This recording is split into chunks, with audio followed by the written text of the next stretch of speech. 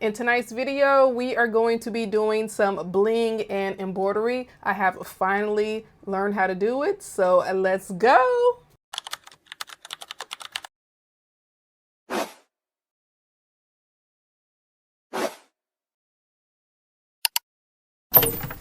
Hello, beautiful people. I am Tanish Fortson, your favorite virtual embroidery coach.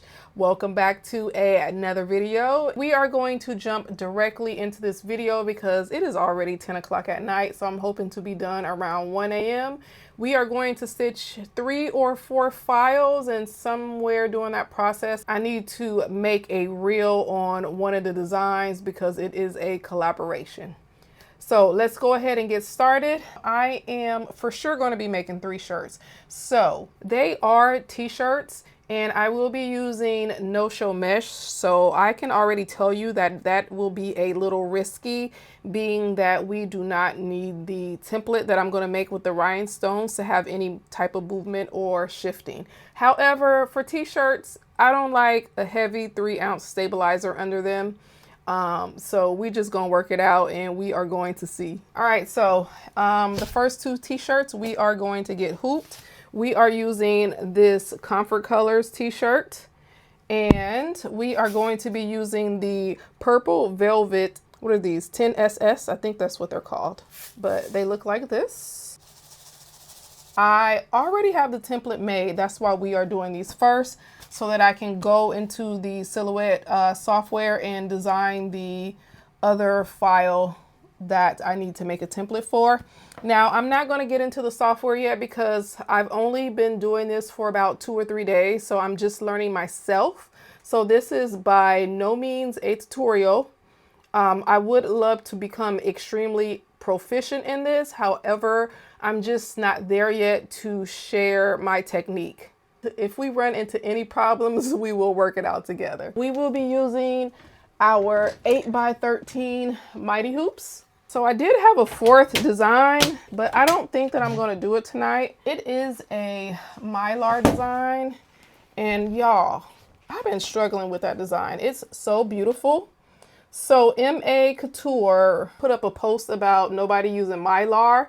And I'm like, sis, we have been using Myar for like years and years and years, but I guess nobody recently has been using Myar too much, at least not anyone that I follow, but I've been playing around with it and digitizing.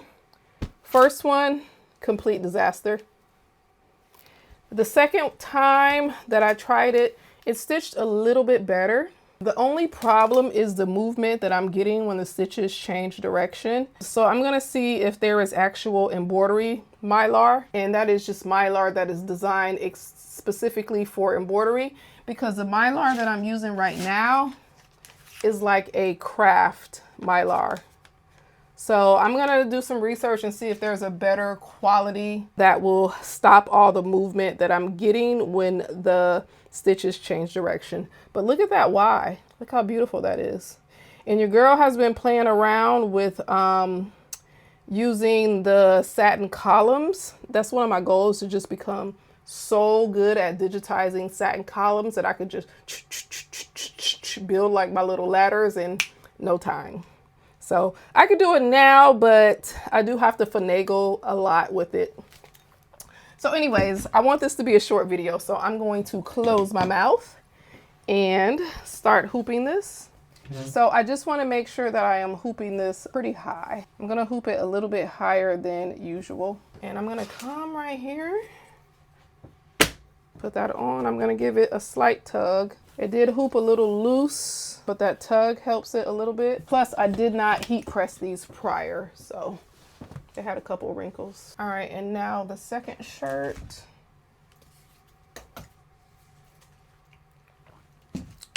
So this purple shirt is going to be my shirt, and it's going to have my logo, Embroidery Mastering.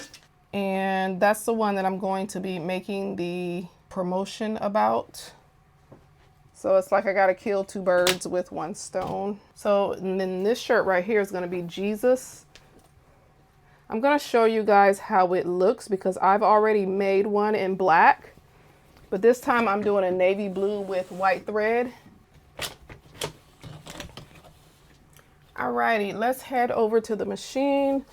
Now I used 2 pieces of no-show mesh. However, I'm gonna stick this tearaway stabilizer underneath to help with the stabilization.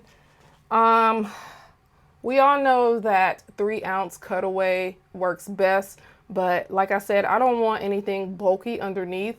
I just don't want the bulk. So we're gonna do it with this tearaway, and I could risk it all. I probably am risking it all, but we gonna see. All right, so the Jesus is going right here. This one takes about 45 minutes to stitch. I'm gonna bump up that speed though. All right, and let's move it all the way up till it can't go up no more. I'm going to stick this tearaway just right underneath. And let me set this for a t-shirt. All right, it has 44,000 stitches.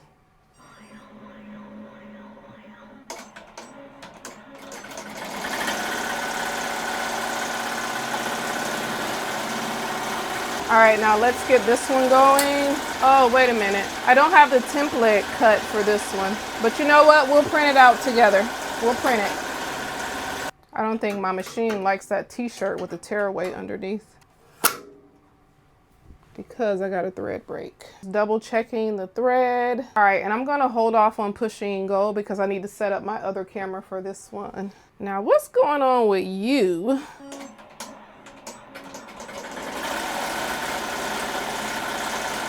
I have a feeling that I know what's wrong. Let me kind of explain the process. For one, this is a t-shirt. It's just naturally gonna stitch better with a sweatshirt with 3-ounce cutaway.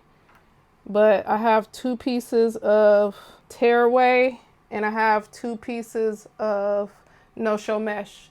And right now my shirt is extremely over stabilized. I mean, extremely. So I may take the tearaway off, but let me see. I'm gonna try to help it a little bit by giving it a little bit more space.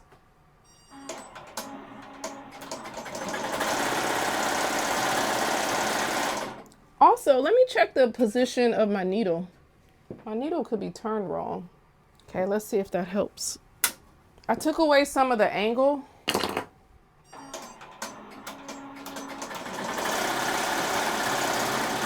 All right, you guys, I had to abandon ship on that t-shirt. Something is wrong with this feed right here, as you guys can see. I don't know what's going on with it. I just had these machines serviced.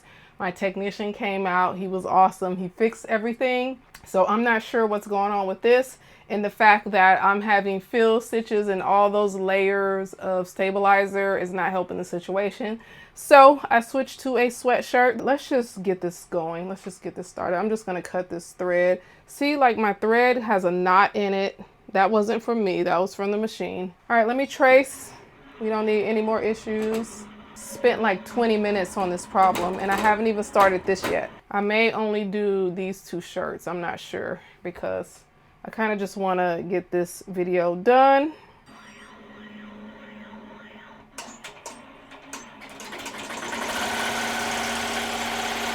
It even sounds better. All right, now let's get my camera set up so that I can film this process.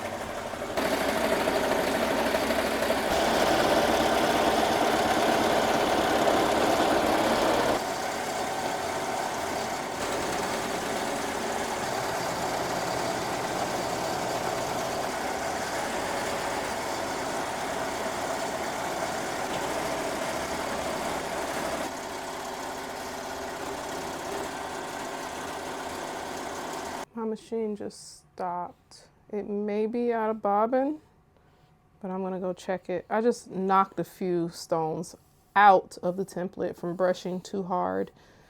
So I haven't quite found my rhythm yet, but we are working on that. Like I said, my goal is to become really proficient in this. So I'm mainly looking for any stones that are not supposed to be there, any stones stuck or overlapping. Like I see a few, I'm just lightly brushing them off. So I have about 6 that were knocked out, and I'm just going to use my rhinestone pin to put those in there. So I don't think I have any more that are overlapping. I'm not sure how to use this thing. I think you brush them on here like this.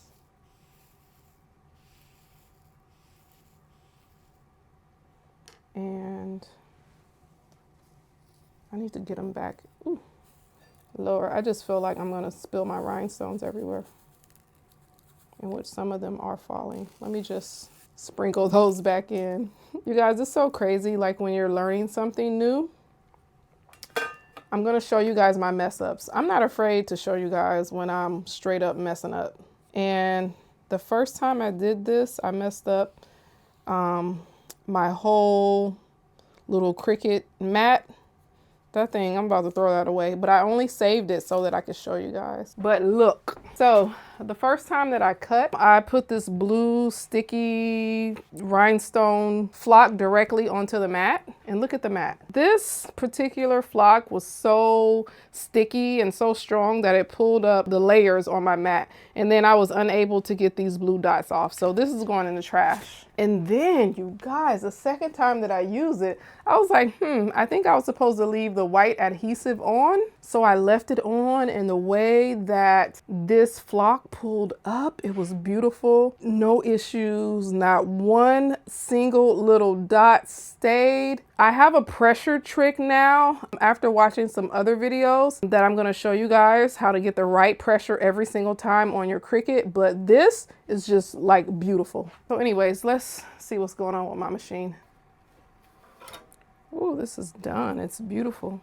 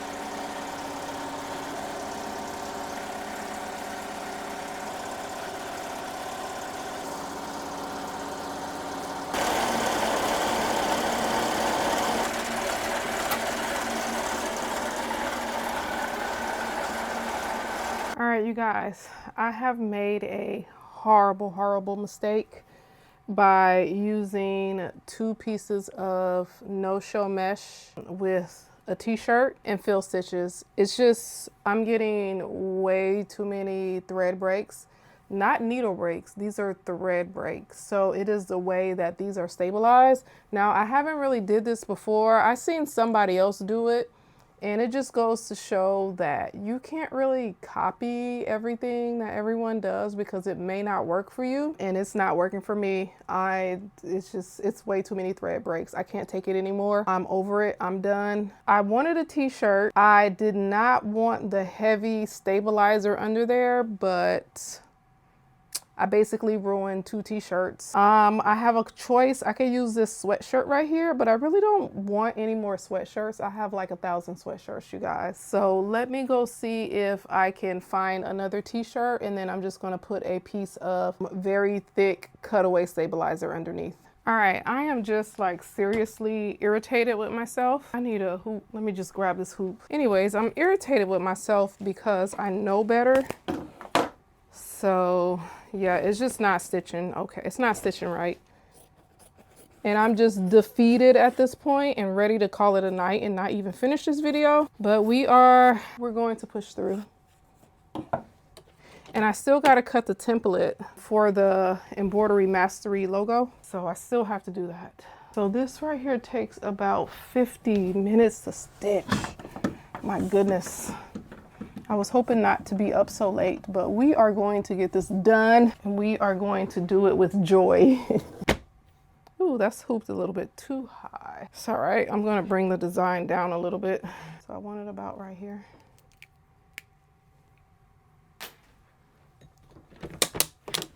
Ugh. All right, back to the drawing board again.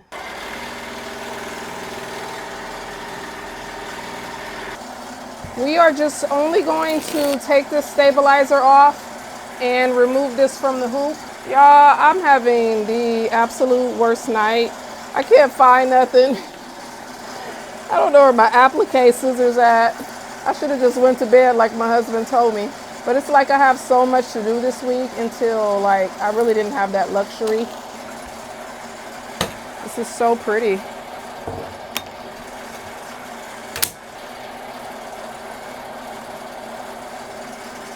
I need my applique scissors. Hope I don't cut the sweatshirt. I got it. Definitely need my applique scissors.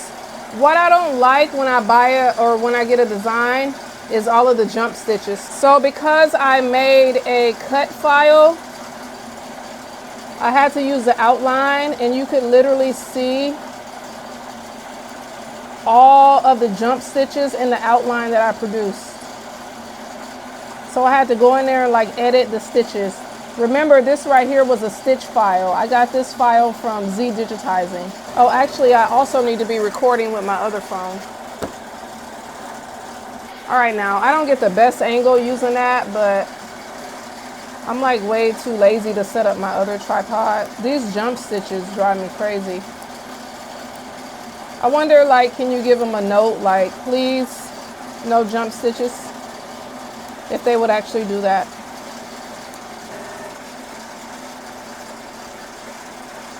That shirt that's on the machine is looking really, really good now that it's a sweatshirt.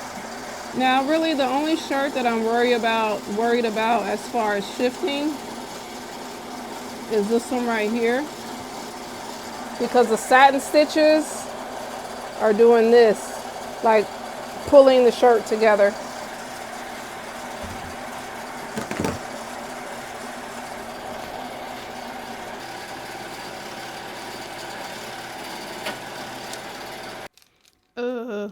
Apparently I just laid that down wrong.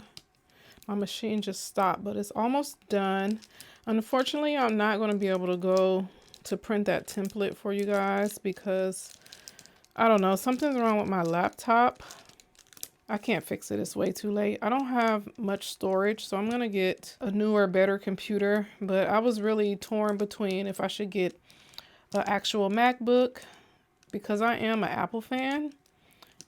But I don't know. I've just noticed that all of my softwares, they just run better on Windows. I don't care what anybody says. Like Embroidery runs better on Windows. I don't even think Hatch runs on Windows without an extension. So, yeah. I would love to get a MacBook, but I don't think I will. And plus my Melcos run on Windows, so I wouldn't be able to use my Melcos with a MacBook. All right, so that's how if I lay it down a little funny, a little off, I just slide the crystals back in. Oh, wow, I have an extra crystal right here. Okay, this looks good. All right, so we are just waiting for my heat press to warm. Let me get the machine going. I shouldn't have any more than 5 minutes.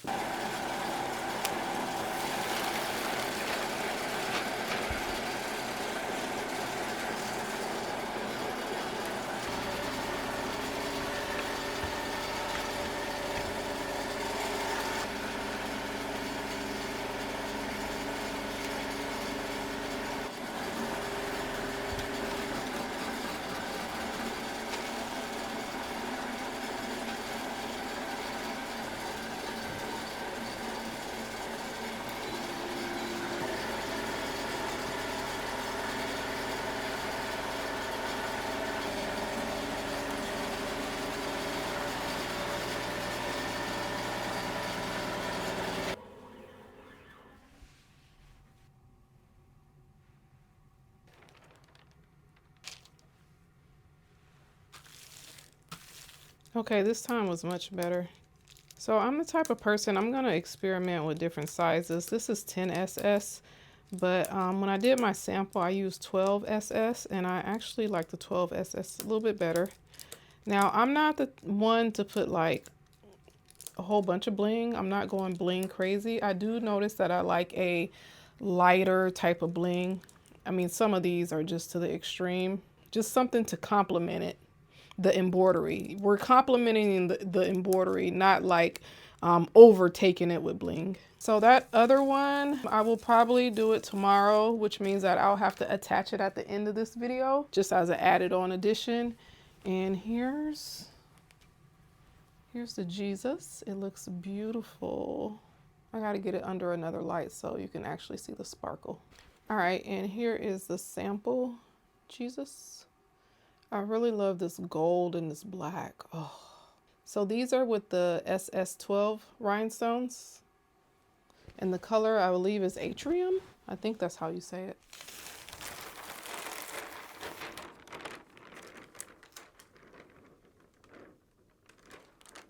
Ah! Two of them did not come out. Okay, I know where they go.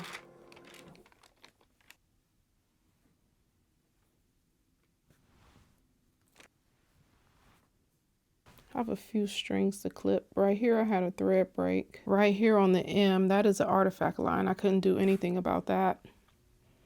As well as on the A right here. Anyhow, let's get these stones on so we can go to bed.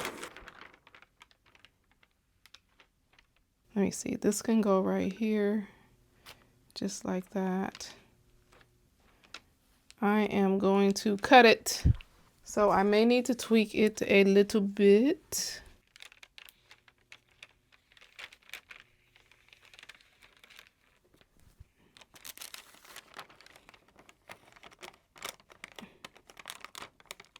I hate cutting my paper. I need to order some more of this paper. So I'm not like surprised or mad or anything. Like I said, I am very much new to this. So, but that Jesus one turned out perfect though. I've stitched that 3 times now and every single time it fits. This is it right here, but it touches. I'm gonna cut it one more time just because, you know, I'm being a little bit of a stickler. So I don't know if I need to fix this or what. All right, now let's get this little middle piece. Bam, problem solved.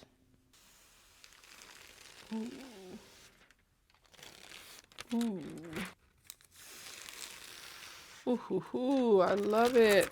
All right, so we're gonna add a little bit more stones. Now I do feel like these stones could be shinier. I may take a little Q-tip with some acetone and go over them. They are a little dull. Okay, this is the Blue Mama. This is a large, and it's probably going to be my favorite sweatshirt, but I love it. Love how it turned out. Now let's try on the other one. All right, here is the second sweatshirt. I love it. It is a little snug. This is a size small and I am not a size small. However, the bling and embroidery is everything. So I will be refining my skill in this area, getting really, really good at it and mastering the technique from top to bottom. So let me know if you guys have any questions, leave them in the comments below. I will have a tutorial up in the embroidery mastery community on this week actually. I will put one up on YouTube a little bit later when I am really good at doing this, because you will eat me up. You guys will. So I'm not even going to go there. If you guys are looking for a community, I do have the embroidery mastery community. I do bi-weekly lives. That's where we come together as a group. We work on monthly challenges. We talk about things that are going on with our embroidery businesses. Right now, we are in the middle of our content creation challenge. And aside from the challenges and meeting bi-weekly, I also do weekly tutorials, and the tutorials are just whatever the community wants. I know that I said that I will have guest speakers, and I will. I am reserving those for a time. I will be having surgery and will be out for a bit. I'll go into my surgery and the details a little bit later or in a later video. It's a lot. So I just really want to have everything in order. I want to have my guest speakers lined up for when I am recovering, and I want to have a bunch of tutorials lined up for you guys as well. So right now at this point, I am just waiting on a surgery date. Also, if you are looking for any type of embroidery courses, I will have those linked below as well. I do have a single needle course, a digitizing course, a Mickey Stitch course, and my newest course that will be out very soon is all about content creation. So thank you guys so much for tuning in, and I will see you in the next video. Bye. I cannot find the file. Anyhow, it is the stitch file that I had made by Z Digitizing. From that stitch file, I was able to make an outline. Now, mind you, there was a lot of jump stitches. The thing with Z Digitizing, they will make your embroidery jump so that you're not getting all of the trims. I don't like jump stitches, so a lot of the times I will just make my embroideries trim because my machine automatically trims. So anyhow, this is the outline, and what I did was I hit export outline. So I'm just going to hit it, and then I saved it as a scalable vector graphics SVG. All right, so what I did from there, I'm just going to close this. I went into Silhouette Studio. I went to design, and where's that file? Open. This right here is EM 12-inch cut file. I have two versions. I don't know which is which, but I made this file in Silhouette Studio. What I did was I merged it as in SVG, and I saved it. Okay, and then I took it over to Cricut for my Cricut to cut the file. So that's where we are right now. So we're just going to go to blank canvas, and I am going to import that SVG. I have it right here, but hopefully that's the right one. We shall see. All right, 14.89, that is the right ones. We're going to hit make. And we needed the long mat, and I just ordered some. So let's hit continue. All right, so this is the main thing that I wanted to show you guys. So you are typically cutting rhinestone templates on flock. I noticed that most people had created like their own flock setting. I don't know how to do that, but what I did do was I typed in flock, and then I'm going to hit search. And for this flock paper right here, I edited those particular settings. I think I went to browse all materials. I'm going to go over here to material settings, and I'm going to find flocked paper, which is right here. So the temperature, the cutting pressure for flock paper was not this. It was 195 or something like that. So what I did was I hit edit, and this little slider, I slid it all the way to 350. So since I don't know how to make my own settings, I just always click on flocked paper whenever I want to cut for rhinestone, because I know that I changed this setting. You're going to leave the setting at 350, and you're going to hit save. All right, so if you take a look at it right here under flocked paper, it will say 350. So that's basically all you need to do. So I'm going to browse all material. I'm going to type in flock. I'm going to click paper, and I'm going to hit done. And then under pressure, I'm going to hit more. Now this setting right here should cut your flock every single time. So let's go ahead now, and it is a school bus right here.